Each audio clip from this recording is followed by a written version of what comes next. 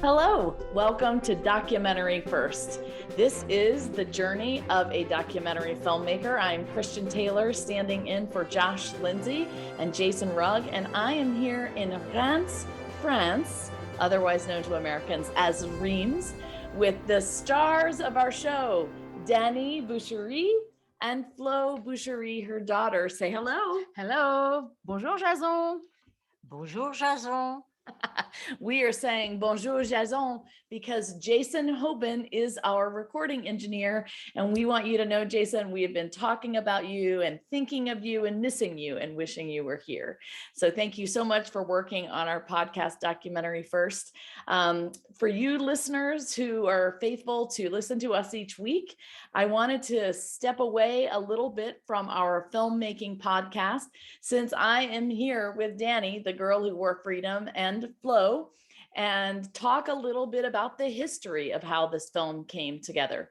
It has been 7 years since we initially met, and we've been talking a lot today about how we met and how far we have come.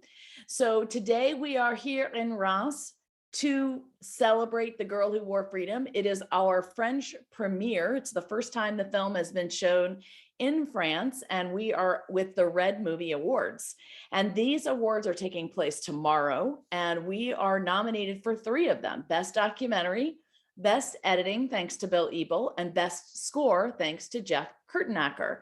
So I flew here to Reims. I met Dany and Flo, and they were brought here by our co-producer, Michelle Coupé, who's over here to the right, but is not wanting to be on camera with us, but she is here nonetheless. This would not be possible without her either. So for a minute, let's just talk about our first meeting. So Flo, why don't you go ahead and explain about how we met?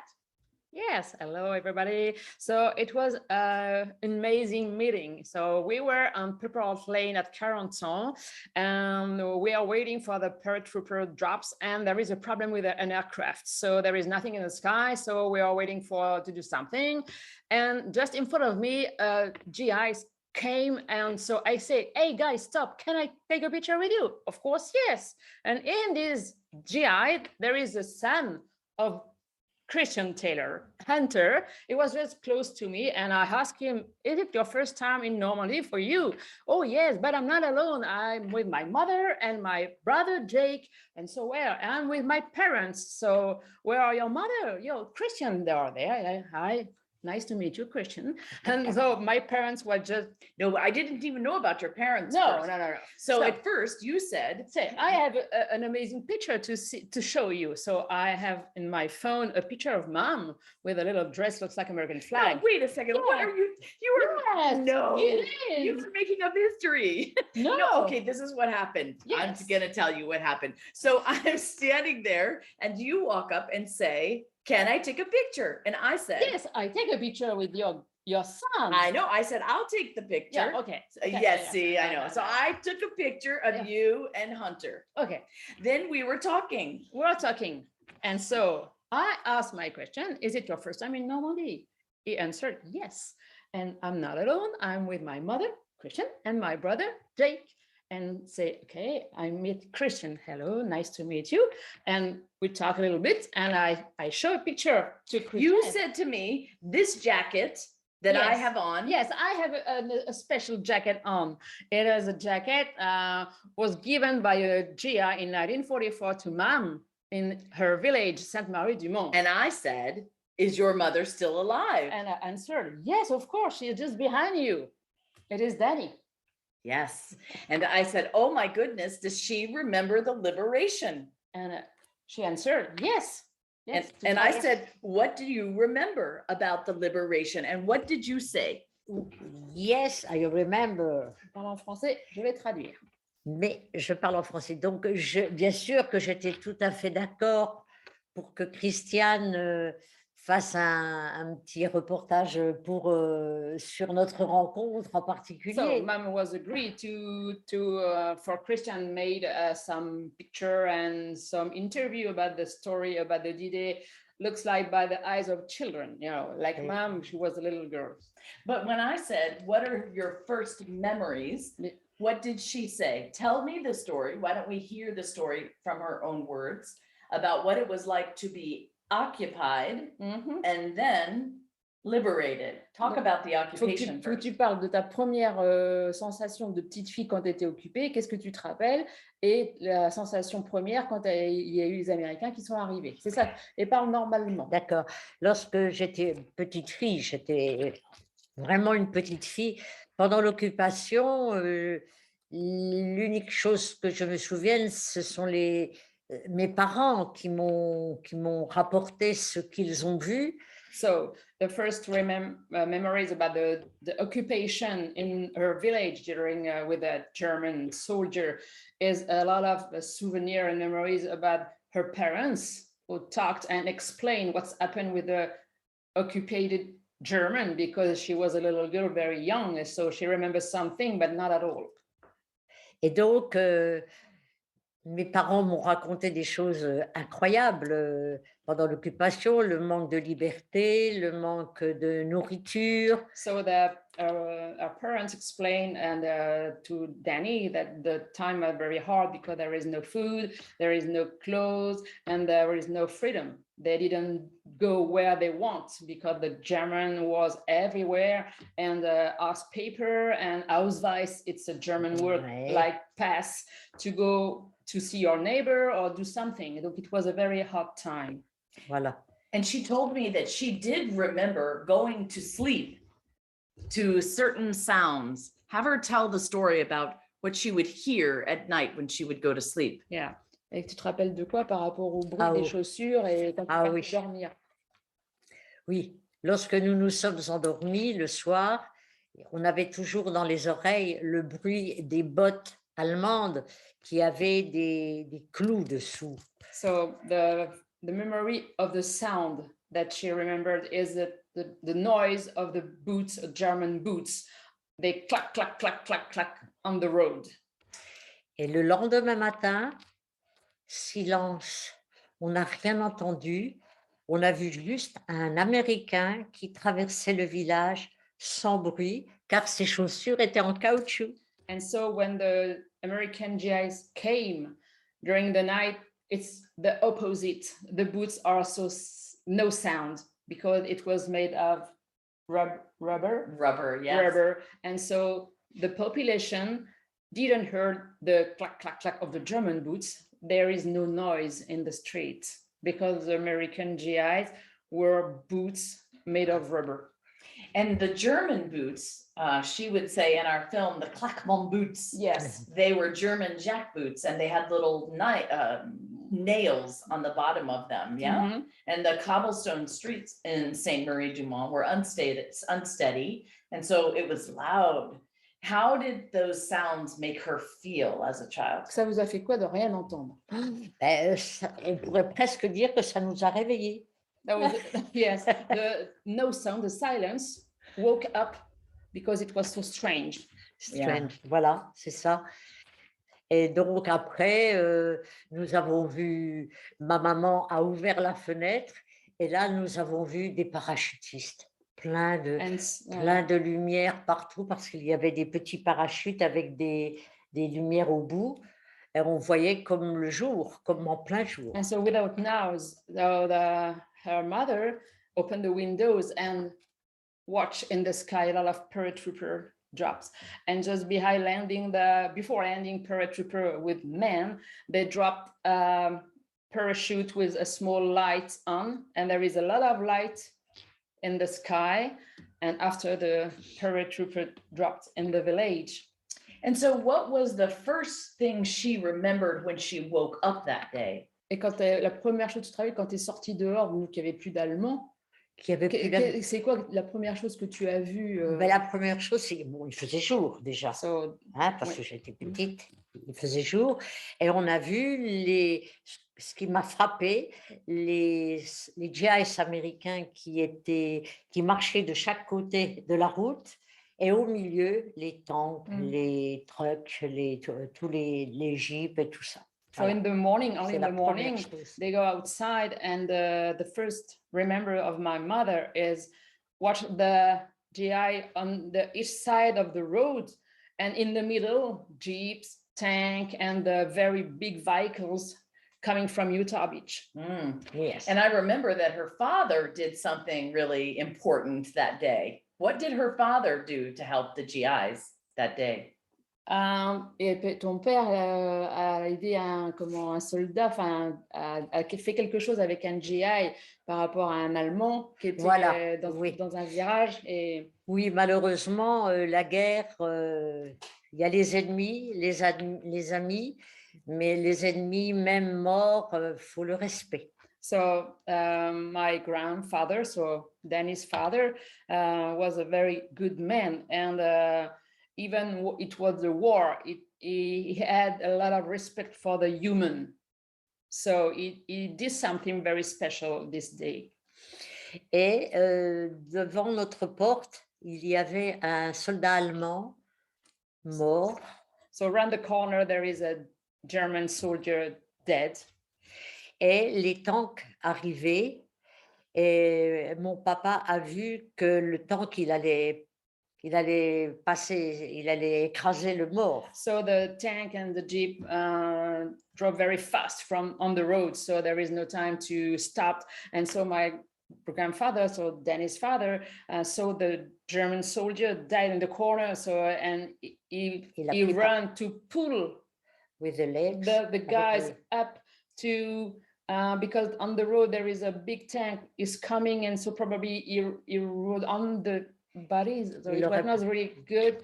And so my grandfather doesn't like this situation, so he was a respect for the German soldier because it was a dead man. So yeah, so we filmed this reenactment in Normandy in 2018, but it didn't ever make it into the film. But it was a powerful scene because right around the corner from their home, there was a dead German soldier and the tank was flying down the road. And so your father, Paul, pulled his legs out and put him over to the side. Yes. And what did the commander of the tank do? Il a fait merci.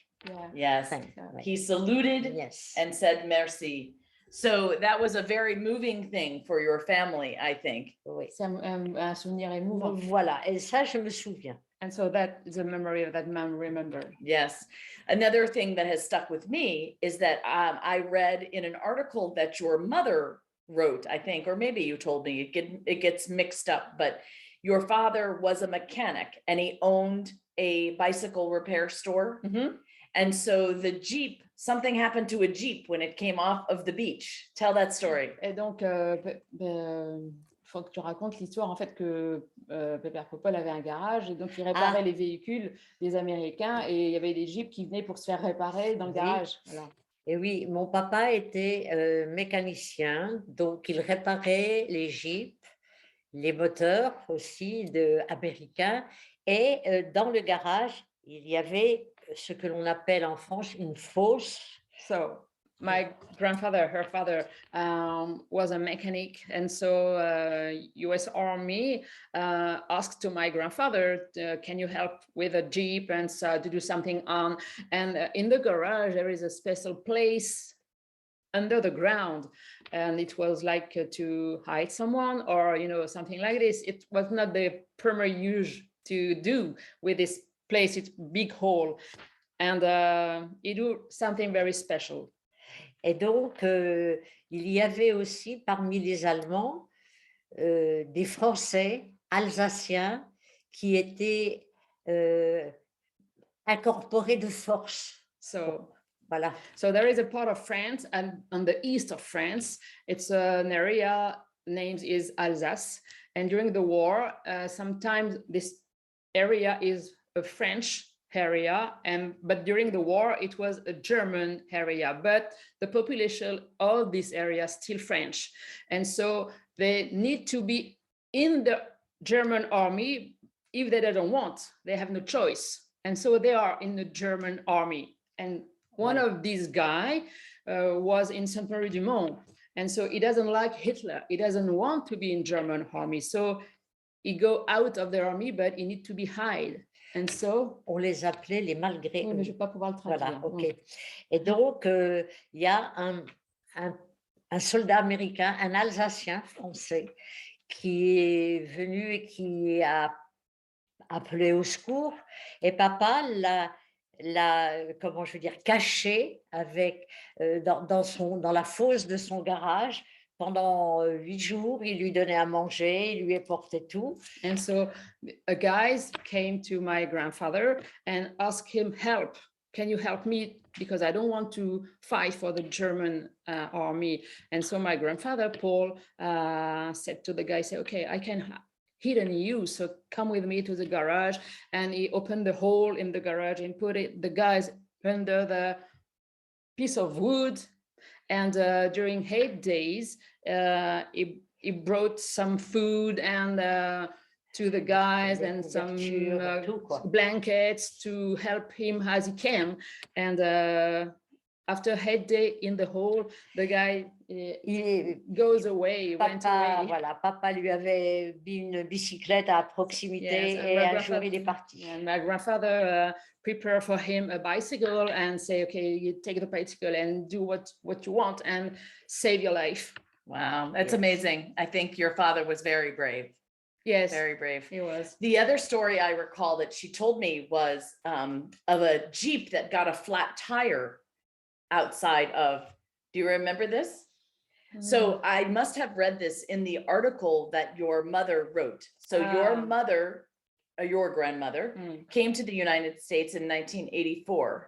And in this article, she said that on that day, a Jeep drove off of the beach and got a flat tire. Yeah, but I don't think I remember this. No, I don't think. But in the story, I'll finish. Yeah.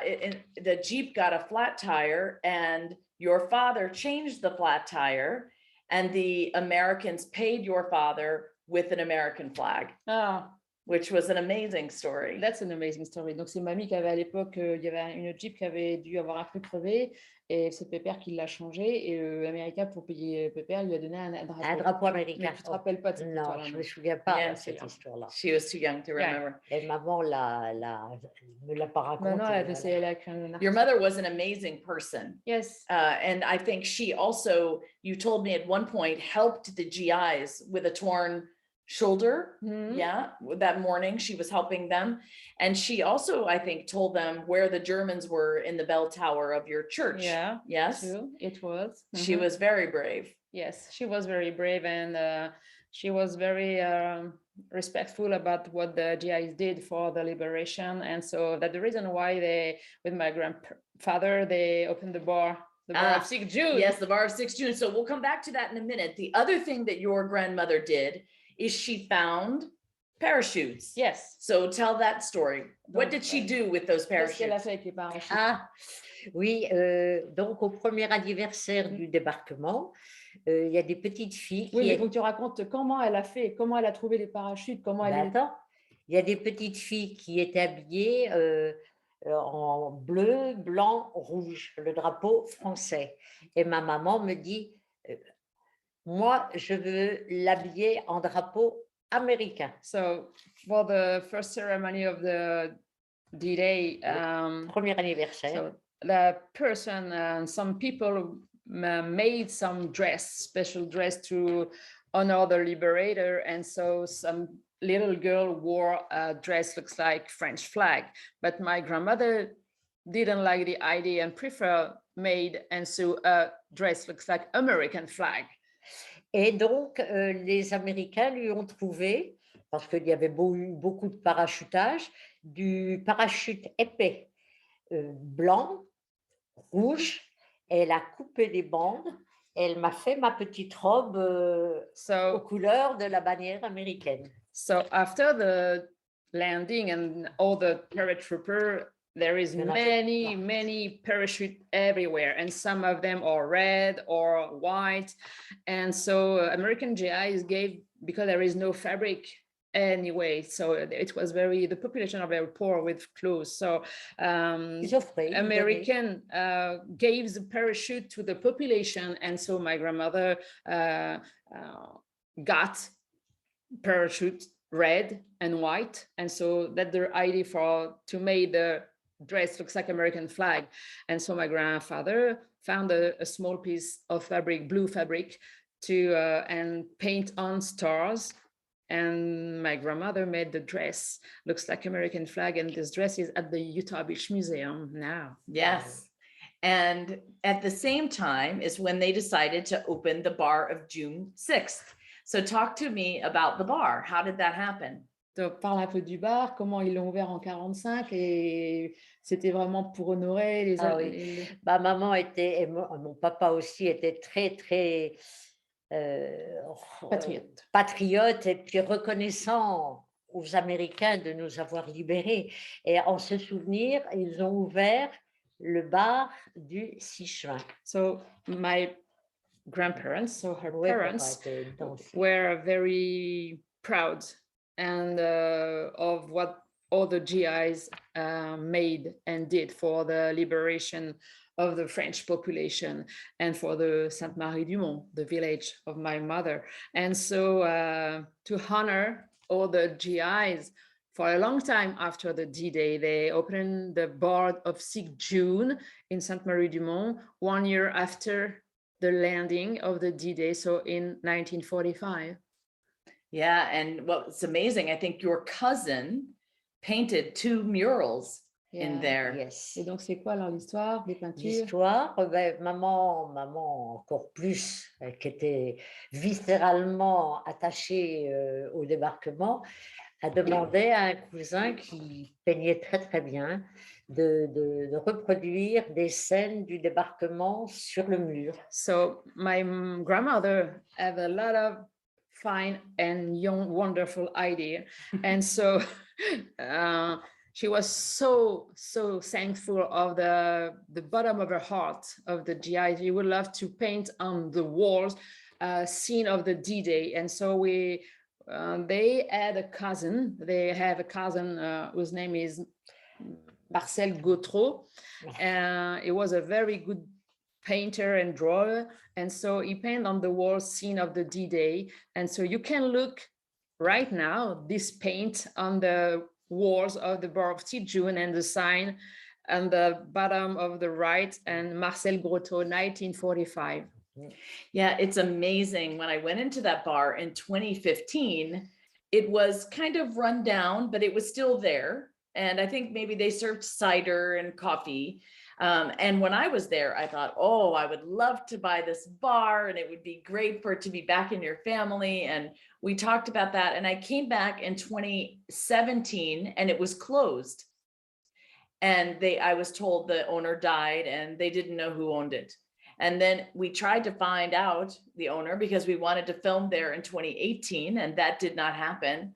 And in 2019, it was still closed, but somehow someone figured out how to buy the bar. They've opened it back up and now it's a working bar again. Yes. How did that make you feel when you saw that come alive again? Et comment tu as vu comment le bar était redevenu comme il était avant, enfin, et puis une personne qui était vraiment intéressée dedans, ça t'a fait quoi? Ben, le bar du 6 juin, c'était toute ma jeunesse. Hein. Et lorsque j'ai vu ce jeune homme-là refaire, le réparer, dirons-nous, j'étais très, très émue, très émue. C'est une partie c'est toute ma jeunesse. Voilà. So the bar of 6 June for mom is a part of young time for her, and she was a little girl and lived in this bar. And so when he saw that a young man, Jeremy, I think it's just so funny. His name is Jeremy. Jeremy bought the bar and was very attached about the memories of his bar and would love to have whole picture inside and know the story of this bar. And so mom was very moved. And so we are very happy now because the bar is very nice. Jeremy is a very nice owner and he's very interesting by the D-Day and would love to have picture and the Girl War Freedom. If you come to the bar, you see a very big picture of the Girl War Freedom, and it looks like, you know, it's like for a young man, it's very interesting to meet Christian, and it's very nice for him to meet mom and meet Christian, and you know, it's very amazing story. It really was. And my husband's name is Jeremy, which why it's so interesting for me that his name is Jeremy, and makes me feel like he's part of the family now, because he has embraced our movie and he's made. what was so great is that he kept the bar Yes. that your parents made. And in the back of the bar, And in the there, culture, there is a Yeah. special place with looks like a small museum with some of bit of the original bar, and Jeremy kept this piece, a small piece of the real bar, the original bar, some piece of wood and something like this, and so put a small museum and create a small museum in the background. It's the special place where my mother and my father danced for their wedding. oh, is that right? I didn't know this. That little room Yes. was a place where they danced for Yes. their wedding. How J'étais le about that? professeur de danse. Yes. Quand tu t'es mariée là. Oui, et je me suis mariée. Voilà. They got married there too? Yeah. I did not know. That's so cool. Well, so now it's a museum that talks about the occupation. Yes, And the so bar. you heard in that museum what it was like during the occupied time. Mhm. And then it talked about the people that were sent off to concentration camps as well. Mhm. And then what it was like for the reconstruction. So in that, there's the story in that back room museum of all of those things. Yes, and there is many things, and probably Jeremy, the owner of the bar, asked often to the people who come to the bar, their old citizen of Sainte-Marie-du-Mont, have you something about the Sainte-Marie-du-Mont? But he is very interesting about the story of the bar, and so he wants to put many things about the bar. And À so- chaque fois qu'on va, il nous demande, il nous pose des questions So pour we- le faire revivre. we quoi. went with very often with mom to the bar, and at the time they asked us, have you something to talk about the bar? Have you some story about the bar? Have you some picture about the bar? And so that we have a good contact with him, and he was really a nice guy. Really. That's so great. Well, we do really encourage you, if you're listening to this and you want to go to Normandy, to make sure you go to the town of Sainte-Marie-du-Mont, that you go to visit the bar of June 6th.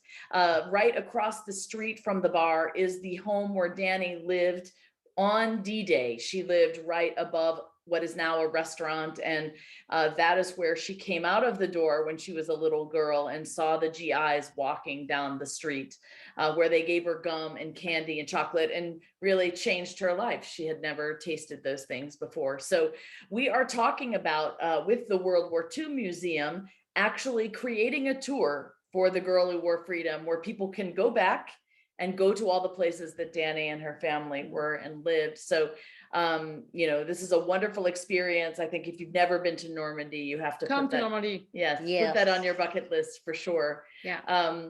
The other thing I wanted to ask you is what will you guys think about? So right now we're in Reims and we're here with the Red Film Awards. What is happening tomorrow? And how does that make you feel that in 7 years we have come this far? You can answer and then your mom can answer. So, ça fait quoi maintenant d'être là aujourd'hui pour un festival avec la robe comme fil, en fait, c'est grâce à la robe et grâce au film. Ça fait quoi comme sensation pour toi?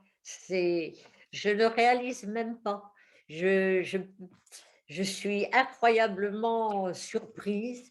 Et si ma maman et mon papa étaient encore ici, pour avoir cousu une petite robe, elle n'aurait jamais pensé que l'histoire aurait fait un si grand voyage. Oui, So that's amazing. That's amazing to be Ouais. there, because just only for a little dress sewn by my grandmother, sorry, in 1945, be there with Christian about this dress and all the amazing story about this dress and all the amazing meeting.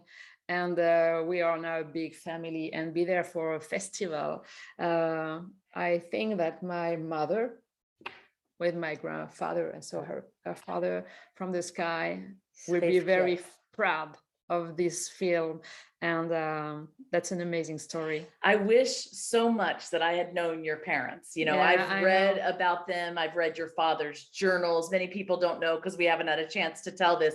He was in the Navy, the French Navy, and he was stationed on the tip of France. And then when the Germans took over in 39, your father was part of Charles de Gaulle's Navy, and he went to England for a year, and you had no contact with him.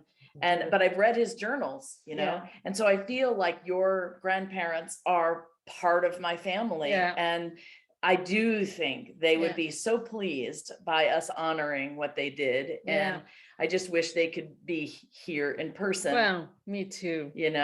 And I think what's interesting is the film is called The Girl Who Wore Freedom, but it isn't just about Dany and her experience. Because of the two of you, we met so many other French people who lost lots of things. Your family was fortunate because no one was injured or killed. Your property was not destroyed. But there were many other people that you introduced me to who lost so many things.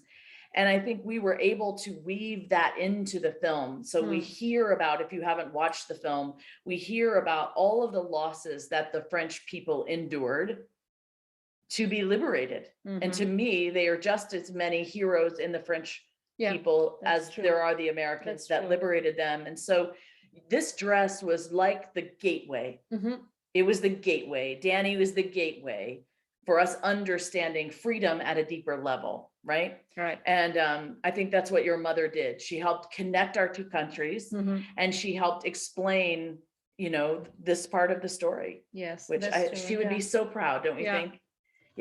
So let's talk about what's happening in 2 weeks. So in 2 weeks, or maybe, in 2 weeks, you guys. So this adventure, it's amazing because in 2 weeks, so we went many times with Christian in USA for the movie. So, but there is an amazing trip in 2 weeks. So we are going with them to New York for the first time. Thanks to Air France and Delta and Virginie Durr, our dear friend. Yes. And so this is an amazing trip because we are flying on Air France. And because of Virginie Durr, and she had a lot of love about the movie because she watched the movie every time when she fly and on Delta airline. And so she, with Christian, organized a very special trip for Mom and I. And so we are going to New York on Air France and be back 2 weeks after with Delta airline with Christian and veterans to Normandy. And we land at Deauville near Caen and just near Omaha Beach. So that's an amazing trip. Yeah, so it was my dream from very early on to bring Dany back to the United States so people could actually meet her and hear her story. And to know now 7 years later that not only just me bringing her back, but a company like Delta, a company like Air France believes so much in the story and uniting our countries that they are bringing you back. And we have an event at the Alliance Française in May 16th in New York City. And so Delta is sponsoring a reception, and Dany is going to get to speak. People will meet her, we'll show the film. And then we're going to go back to Chicago, do a little resting until we go to Georgia, where we will have 4 different events in Georgia, one of them at the National Infantry Museum, one of them at Delta, 2 of them at Delta, and then Virginie Durr's son is getting married. So we're all going to go to a wedding and have a great time. And then on June 1st, Delta is chartering a flight for the 3 of us and 35 World War II veterans to come back for Normandy with the Best Defense Foundation and Michelin also sponsoring. So this will be a very big D-Day experience for all of us. The film is playing many times over the course of that 2-week period. So it just, when I sit out here and I talk about our very first meeting, and I think of everything that's happened since. That's amazing. It is only by the grace of God that I think all of these miracles during 7 years. Yeah. That's amazing. The works and the meeting and the connection and of each other of this ocean, from United States to Normandy. It's amazing, the big family in United States and the family for you in Normandy now. So I didn't realize that because of just a little dress looks like Yes. a very tiny dress. It's this story was born, it's amazing. Et ce qui m'a fait le plus drôle, la première fois que nous sommes allés chez Christiane, c'est que nous sortions du restaurant et que des Américains me disaient « Hey, Dany, how are you ?» Comme si ils me connaissaient depuis toujours. So that's Ça faisait drôle. so Quoi. that's C'était- yes, Mom was very surprised because they watched the American when we were in the United States and with Christian, and some Americans say hello to Mom and say, hey, hello, Dany, how are you? So Mom I didn't know this person, but say, yes, we watched the movie and you are in the movie. Ça m'a fait vraiment une impression incroyable. It was amazing. Yes, she's become quite famous Yeah. in this little World War II neck of the woods. So, well, anyway, there you go. Thank you for listening or watching our podcast. We really appreciate your time. I'm glad you got to know Dany and Flo better. Come to Normandy. Yes, do come to Normandy. And it's a very beautiful country too. Yes, It is. It is. It is beautiful. And so if you are a Patreon supporter, we want to thank you for supporting us on Patreon. Because you are a Patreon supporter, if you email me in our little Patreon chat and you want to plan a trip to Normandy, I will make sure that you get to meet Dany and Flo and they can take you to the bar of June 6th. You have been supporting us faithfully on a monthly basis. We could not do things without you. And so one of your gifts is being able to meet them in person if you come. So please send us a note. Let us know if you've enjoyed listening to their stories. Send them a personal hello and I'll pass it along. If you're not a Patreon supporter, do think about it. We really still need your support. We're trying to pay off the bills for the film. And so every little bit helps. So thank you so much for watching. Thank you for listening. You have been listening to the documentary First, where we believe everyone has a story to tell and you can be the one to tell it. Bye, everybody. Bye. Bye.